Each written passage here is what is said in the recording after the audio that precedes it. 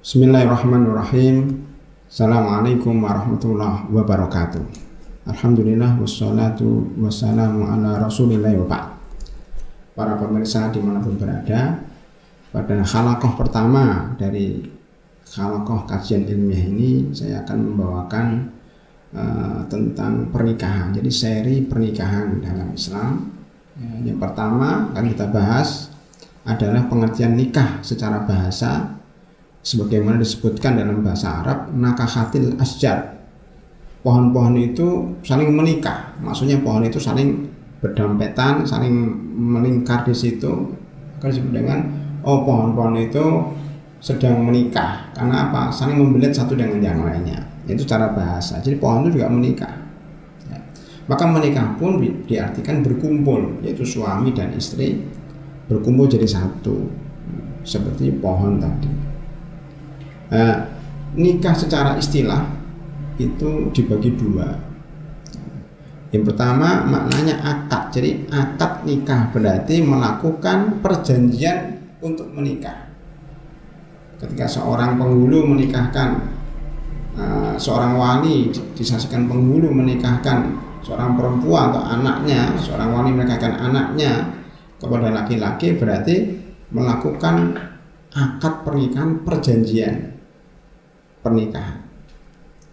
Yang makna kedua adalah pernikahan itu artinya adalah langsung berhubungan seksual ya, antara laki-laki dan perempuan dengan cara yang halal, yaitu nikah.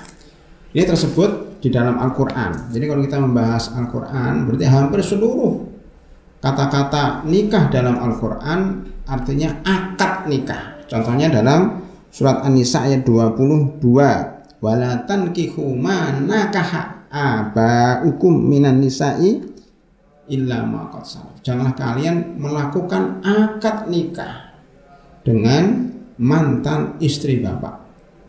Ya, kan itu tidak boleh. Itu nikah di situ maknanya akad.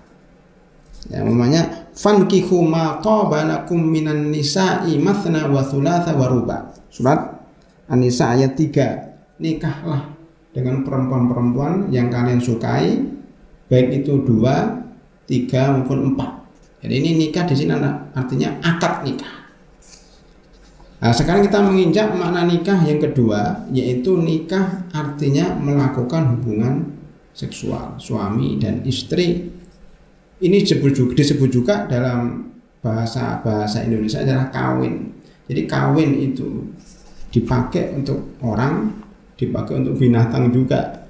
Kalau orang lebih terhormat menggunakan kata-kata menikah, nakah, ya, nikah, atau zuwaj. Di dalam mazhab Syafi'i untuk akad nikah itu harus menggunakan dua kata dalam Al-Quran dan Sunnah. Tidak boleh menggunakan kata-kata kawin, karena kawin itu sering juga dipakai untuk binatang. Kucing sedang kawin, ayam sedang kawin. Tidak dikatakan kucing lagi melakukan akad nikah, tidak ada. Dan makna nikah yang kedua berarti kawin, melakukan hubungan antara laki-laki dan perempuan. Mana dalilnya? Ini hanya ada satu dalam Al-Quran. Hanya ada satu ayat dalam Al-Quran, yaitu surat Al-Baqarah ayat 230. Allah berfirman, fa in talaqaha fala tahillu lahu min ba'du hatta tankiha zaujan ghairah.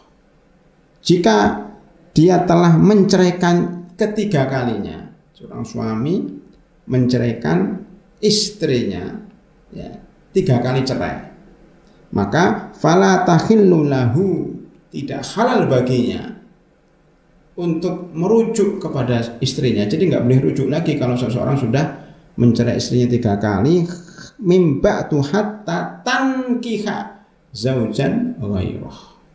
Tidak halal seorang suami yang telah menceraikan istrinya 3 kali untuk rujuk ke istrinya sampai memenuhi syarat. Salah satu syarat itu adalah tankiha zaujan ghairah, sampai istri atau mantan istrinya itu, wanita ini, menikah dengan laki-laki lain.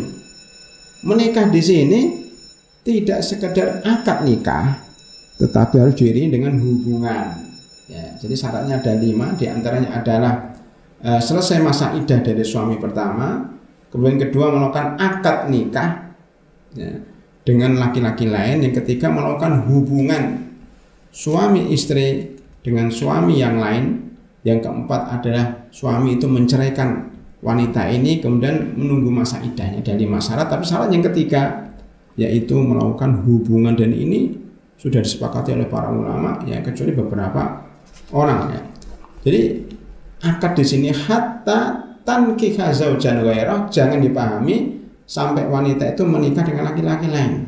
Ya, ini belum memenuhi syarat, tetapi harus diartikan sampai wanita itu melakukan hubungan dengan laki-laki lain. Ini makna nikah yang kedua, yaitu melakukan hubungan suami istri. Nah, ini dikuatkan dengan hadis dari hadis ini, hadis riwayat Muslim, bahwasanya beliau bersabda, isna'u kulla syai'in illan nikah.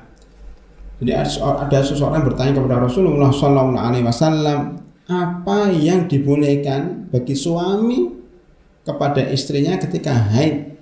Maka jawabannya, isna'u kulla syai', berbuatlah sesuka hati kamu terhadap istri kamu kecuali satu aja. Apa itu? An-nikah.